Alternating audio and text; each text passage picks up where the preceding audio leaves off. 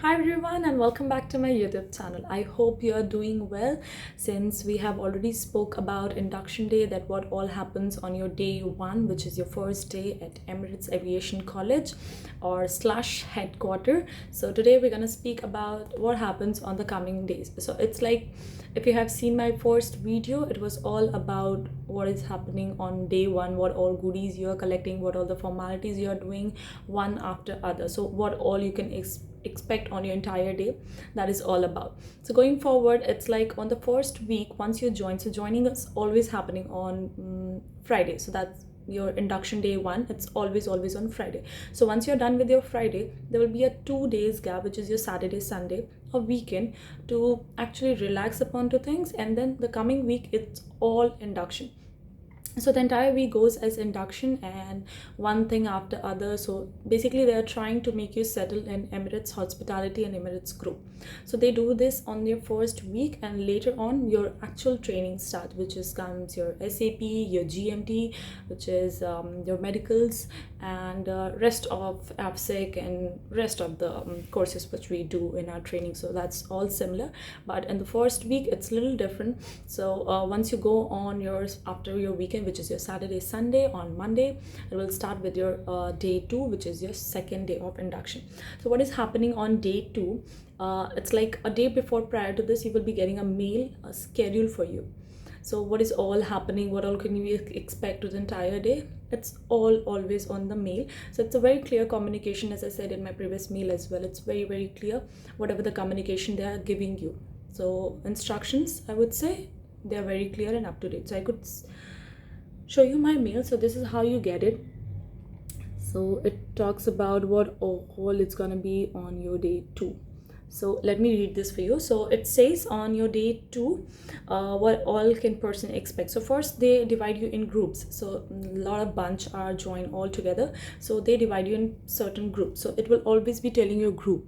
So if you see this mail, there is written group 3. So I was allotted group 3. Next to that is my staff number, and everything has their own timing. So if you see this has all the timings written.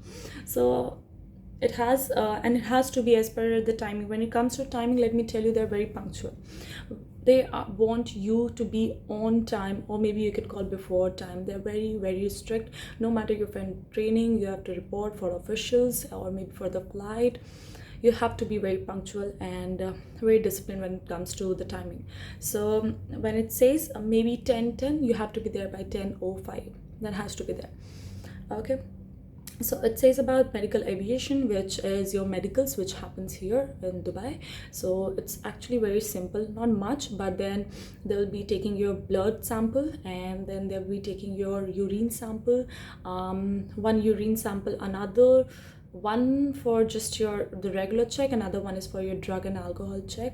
So once you go inside the specific room to give your drug and alcohol check, urine, it's very restricted area. So whenever you go, it's very much protected, so you won't get a single amount of water anywhere. So even in the flush, before letting me going inside, she has sprayed or put something inside the flush so that I won't be able to. So sorry, the flush was completely locked, so I could not flush, and that is why, so that people are not actually diluting the stuff, which they strictly don't want. There was one wash basin where there was no water, so they had done that as well.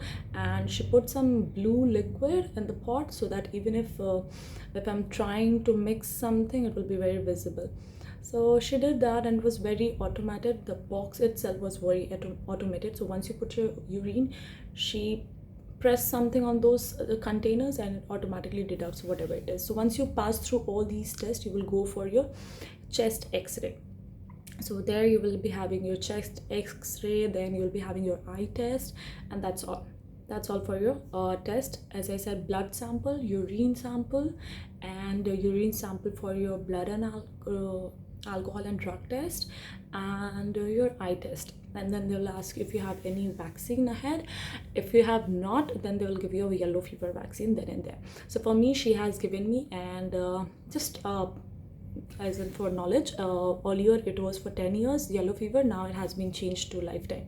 So once you have a yellow fever vaccine, it's going to be a lifetime for you. So that's a good part which I like. I'm like, okay, that's fine, good, great. Apart from that, once you're done with your medical aviation, the next thing you go for your DHA visa.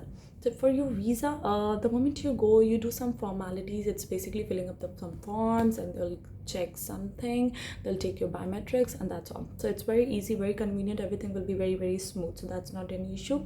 The another thing is for the, again, for the Emirates ID card. So you'll be assigning your ID card. So once you'll be going, they'll be giving you some forms, again those biometric prints, some of the pictures. So for the pictures of the ID card, they will give the uniform for you to wear and then click the picture. So they'll give you only the upper body uniform so that you can wear and have a picture, and once you're done, then you have to again remove it and keep it back. So that's how we go. And that's all. And then they just tell you that where exactly you have to go, and everything is being very, very clear. They also tell you what to bring, what not to bring. So the very important thing which they have mentioned, that it is very important for you to have plenty amount of water and food appropriately before giving your medical aviation. It is very, very important for you to have your breakfast and sufficient amount of water to appear for the check. If you say you do not have the breakfast or maybe some light breakfast, they might ask you to go ahead and have something and then come back. So that has been an instance. That's all has happened on the second day. Going forward, I'll be telling you what all is happening on the another day, especially for the first week, then how it go about. So you are pretty prepared, as in at least mentally prepared, that how are we going and what all we are expecting and how can we do about. Coming back to the medicals, when I say they're very particular about the hemoglobin, so it has to be 10.5, should not be less than that. That has been a mandate. Also, if I go through ahead, they also encourage you to take certain vaccines. Maybe it could help you just like maybe cervical vaccine, maybe some of this, it's all recommended. So even if you can take it, you can deny also, so it's all up to you. So that's not a mandate. And that's all for the day, and thank you so much for watching the video. If you're liking the content, you want me to go ahead and put some more, that how the rest of the things going, kindly like, subscribe the button so that I keep on going it, and please give me your feedback so that if I'm getting or lacking somewhere, maybe I can correct onto myself. Thank you very much. Hope you all have a good day. Bye bye.